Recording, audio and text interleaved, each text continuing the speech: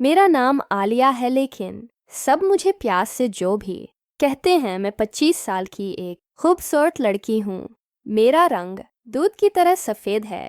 आज जो कहानी मैं आपको सुनाने जा रही हूँ वो आज से 5 साल पहले की है।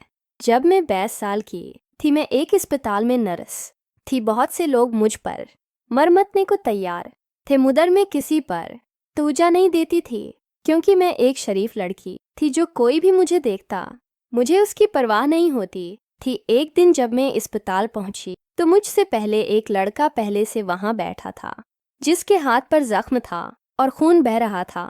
डॉक्टर साहब ने मुझसे कहा, जो भी पहले उसका जख्म साफ करके पट्टी कर दो, यूनिफॉर्म बाद में बदल लेना।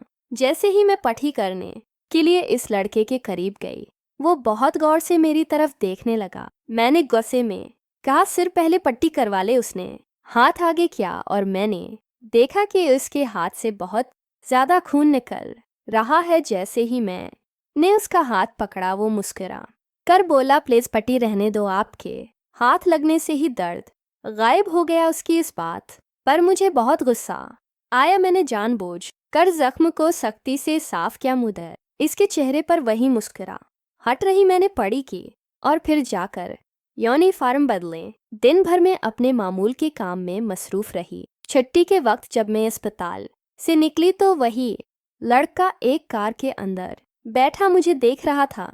मैं खामोशी से गुजर गई, मगर घर जाते हुए मुझे इस पर बहुत गुस्सा आया। घर पहुंचकर कामों में मसरूफ हो गई और उसका ख्याल दिल से निकल गया। अगले दिन अभी मुझे अस्पताल पहुंचे हुए सिर्फ 5 मिनट हुए थे कि वही लड़का फिर रह गया पट्टी करवाने के लिए। तब मुझे यकीन हो गया कि वे यहाँ सिर्फ मुझसे मिलने के लिए आया है, मगर मैं कुछ कह नहीं सकती थी। डॉक्टर के कहने पर मैंने पट्टी करनी शुरू कर दी। पट्टी के बाद मैंने कहा, प्लीज सर अब 3 दिन बाद आइए। वो हैरत से बोला, क्यों? मैंने गुस्से में जवाब दिया, क्योंकि इस जख्म पर पट्टी 3 दिन बाद ही होगी। वो चुपचाप चला गया। मगर अगले दिन जब मैं अस्पताल पहुंची तो उसे फिर वहां पाया। मैंने गुस्से से कहा, सर आपको 3 दिन बाद आने का कहा था, मगर उसने खामोशी से अपना दूसरा बाजू आगे कर दिया। मैं हैरान रह गई। इसके बाजू पर एक और गहरा जख्म था। मैं चुप हो गई और जख्म को साफ करने लगी। न चाहते हुए भी मैंने पूछ लिया, ये जख्म कैसे लगा? वो मेरी तरफ देखकर मुस्कुराया और बोला, आपकी नज़रों से मैं खामोश हो गए। वो कहने लगा, अगर मैं 3 दिन तक आपको न देखता तो मुल जाता। मैंने कुछ न कहा और खामोशी से पट्टी कर दी। फिर मजाहिया अंदाज में बोली, कल तो कोई जख्म नहीं लगे, गाना बता दूं, मैं छुट्टी ले लूंगी। उसने फौरन कहा, प्लीज ऐसा जुल्म मत करना, जख्म तो रोज लगेंगे, क्योंकि जब तक मैं सांस ले रहा हूँ अब से मिलने का यही बहाना है। मैंने कहा, प्लीज सर, खुद को तकलीफ देना गुनाह है। वो बोला, अगर आपको इतनी फिक्र है तो प्लीज अपना नंबर दे दे। मैं रोज बस आपकी आवाज सुन लिया करूंगा, वरना मैं रोज नया जख्म लेकर आऊंगा। न जाने क्यों मैंने ना चाहते हुए भी उसे नंबर दे दिया, मगर शर्त रखी कि वो सिर्फ सलाम करेगा और फोन बंद कर देगा। अगले दिन तकरीबन 10 बजे के करीब उसकी कार आए। मैंने फोन उठाया तो वो बोला, इस्लाम अलैकुम।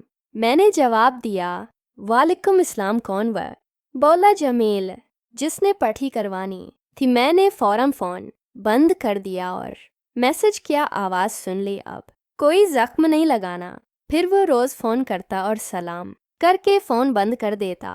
कुछ दिन बाद एक रात इसका मैसेज आया, अभी जाग रही हो या सो गई हो? मदर में सो चुकी थी। अगले दिन जब इसकी कार आई तो मैंने कहा, हमारी शर्त में मैसेज करना शामिल नहीं था।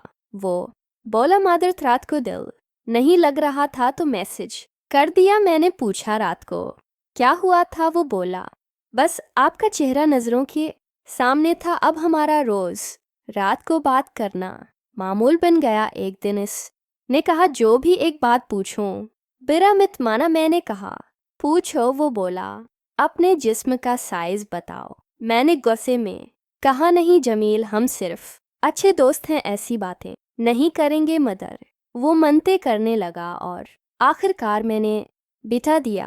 अब हर रात वे मुझसे कोई ना कोई मोहब्बत भरी बात करता और मैं खामोश रहती। फिर एक रात इसने कहा जो भी मुझे एक किस दो, और मैंने गुस्से में फ़ोन बंद कर दिया। वो बार बार कॉल करता रहा मगर मैंने नहीं उठाया और सो गए। सुबह जब उठी तो उसके कई सूरी के मैसेजेस थे।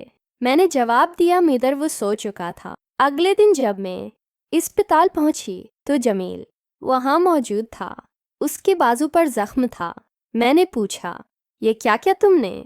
वो बोला, रात तुमने माफ़ नहीं किया था तो मैंने खुद को सज़ा दी। मेरी आंखों में आंसू आ गए। मैंने इसका हाथ पकड़कर इस पर एक किस कर दी। इस दिन के बाद हम मज़ीद करीब हो गए। एक दिन जब मैं अस्पताल से निकली तो जमील वहाँ मौजूद था।